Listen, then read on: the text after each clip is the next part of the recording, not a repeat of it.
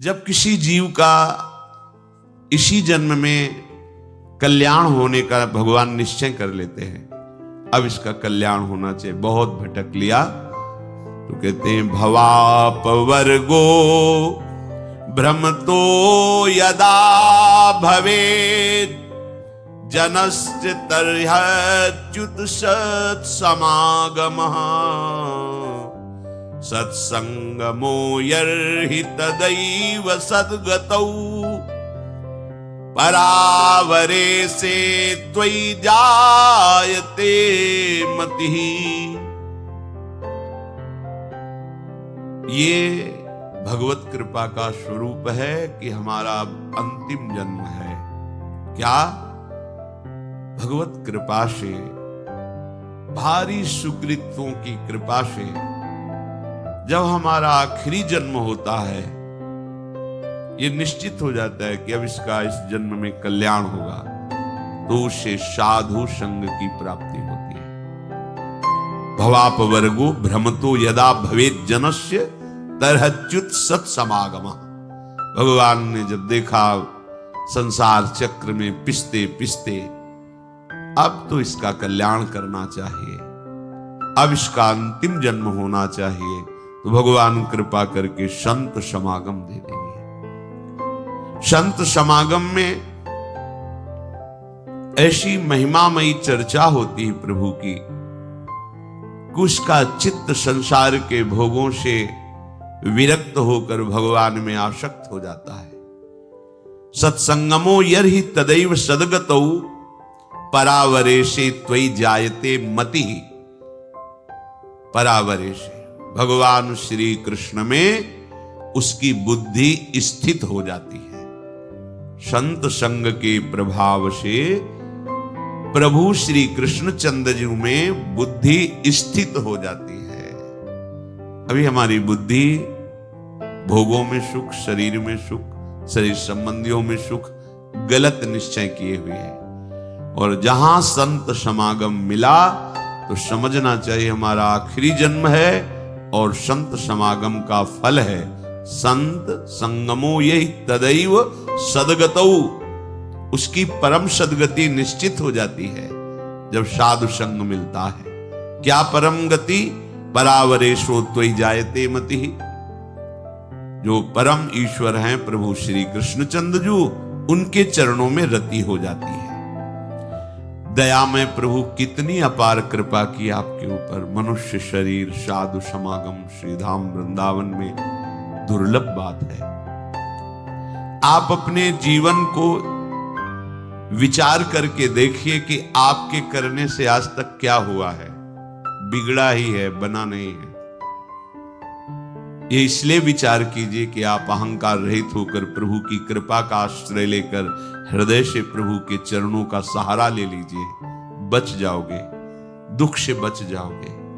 कोई तुम्हारा मित्र नहीं है, यहां कोई तुम्हें सहयोग देने वाला नहीं। मान लीजिए आप लोग भ्रमित हैं, इसलिए आपको लगता है आपके कोई दोस्त हैं, कोई आपके सहयोगी हैं, कोई आपके संरक्षक हैं। बिल्कुल नहीं। बाहरी सब कुछ हो सकता है, आंतरिक रक्षा करने वाला केवल श्री कृष्ण है, दूसरा नहीं है। सच्ची मानिए उन पर बड़ी कृपा है जिनको पग पर धोखा मिलता है, प्रतिकूलता मिलती है, तो उनको असलियत समझ में आ जाती है, फिर वो सत्य की तरफ मुड़ते हैं, उन्हें साधु समागम मिलता है और वो सत्य में प्रतिष्ठित हो जाते हैं। आज से हमें समझना चाहिए कि भगवत कृपा पात्र हैं। अब हमारी दुर्गति नहीं हो सकती, क्योंकि प्रभु की कृपा किसी निमित्त को लेकर के नहीं हुई है, अहेतुकी कृपा है। तो अब हमारे कल्याण में कोई संशय नहीं। सच्ची मानिए, ये विश्वास करोगे तो हो जाएगा। विश्वास करो, ये जादू की बात है। मेरा कहां कल्याण होगा, मैं तो गृहस्थ हूं, मैं विषयों में फंसा हूं, मैं दुर्गति पक्की है। नहीं, कुछ भी हो, मेरे में सामर्थ्य तो नहीं, मैं तो अधम हूं, नीच हूं, पर मेरे प्रभु बड़े कृपालु हैं। मेरा निश्चित इस जन्म में कल्याण हो जाएगा, पक्का हो जाएगा। आप विश्वास कीजिए। आप हर समय अपने भाग्य को सराहिए, मैं प्रभु का शरणागत हूं, अहो भाग्य मेरे, प्रभु ने मुझे स्वीकार कर लिया। अगर स्वीकार किया ना होता तो मुझे साधु संग न मिलता। जो प्रभु मोहि अनुग्रह कीन्हा, तो तुम आई दर्श हठ दीन्हा। देखो, प्रभु ने मेरे पर कृपा की ना, तो हे महाभागवत हनुमान जी, आप अपनी तरफ से आकर मुझे दर्शन दिए ना। अब मोहि भाव भरोसा हनुमंता, बिनु हरि कृपा मिले नहीं संता। आज मुझे भरोसा हो गया कि हरि की हमारे ऊपर कृपा है, क्योंकि कृपा ना होती तो आप मुझे दर्शन न देते। आपके समीप हमें भगवत चर्चा करने का सौभाग्य, सुनने का सौभाग्य न मिलता। हम लोग जैसे भी हैं, अपने प्रियालाल के हैं। झूठी से ही सही तुम मान लो तो ये झूठी बात नहीं होगी, सच्ची है, क्योंकि है हम। संसार में तुम सत्य मान रहे हो पर सब झूठा है झूठा। तुम चाहे जितना सत्य मानो, ये मेरा, कोई तेरा नहीं। दुनिया में लाखों का मेला जुड़ा, हंसा जब जब उड़ा। तो इस बात को पकड़ो ना यार, कोई साथी नहीं, कोई साथ नहीं। एक साथी है, केवल श्री हरि नाम, केवल राधा नाम, क्योंकि राधा नाम, हरि नाम ही हरि को प्रकाशित करता है। इसलिए हमारा तो हरि प्रिया से भी प्रिय इनका नाम है। इनसे भी ज्यादा महत्व इनके नाम में हमें देना है, क्योंकि नाम से ही इनका परिचय, नाम से ही हमारा संबंध दृढ़ होता है। झूठी भी हम मान ले कि हम प्रियालाल के हैं, तो झूठा नहीं होगा, वो सत्य, क्योंकि हम हैं उनके। आप झूठ से भी इच्छा करने लगो, इच्छा नहीं भगवत दर्शन की, पर झूठ से भी करने लगो, अब तो कल्याण हो जाए इसी जन्म में, अब तो प्रियालाल मिल जाए इसी जन्म में, वो मिल जाएंगे। झूठा खेल है सांचा होए, क्योंकि ये सांचा खेल है। इसमें नाटक भी करे भक्ति का तो भगवान कृपा करके उसे सच्चा भक्त बना देते हैं। बस आश्रय ले ले भगवान का। झूठा भी रोए, झूठा भी गाए, झूठा भी भाव से लगे, सच्चा भाव नहीं है, पर प्रभु देखते हैं ना कि मेरे में लगना चाहता है, मेरा आश्रय लिए, तो उसे सत्य भाव से युक्त कर देते हैं, उसकी भावना सत्य कर देते हैं। पूज्य श्री राधा बाबा कह रहे हैं, मेरा अनुभव है, संतों के अनुभव को समझना चाहिए।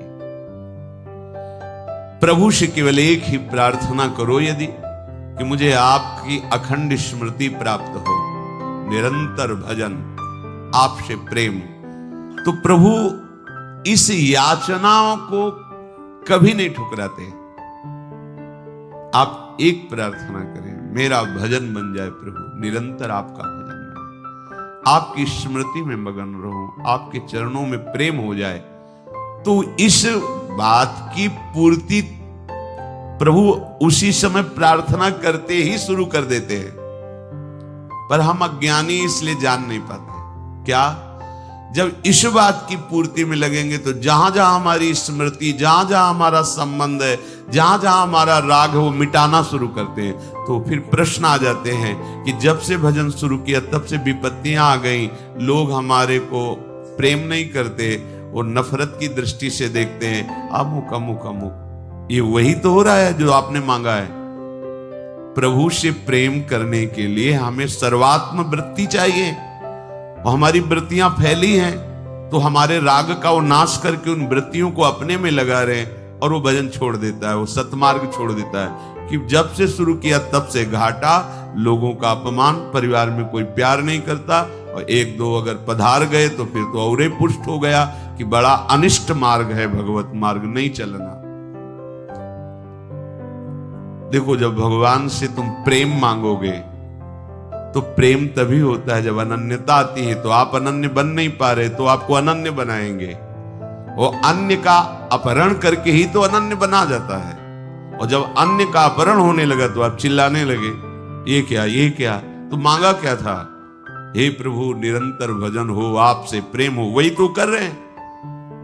नहीं, ये नहीं चाहिए तो फिर मांगो संसार के भोग सामग्री, फिर ये बात नहीं आएगी। ये बात नहीं है। संसार के भोग जन्म जन्मांतरों में कभी फिर कृपा होगी, तब यही होगी, तब यही कृपा होगी।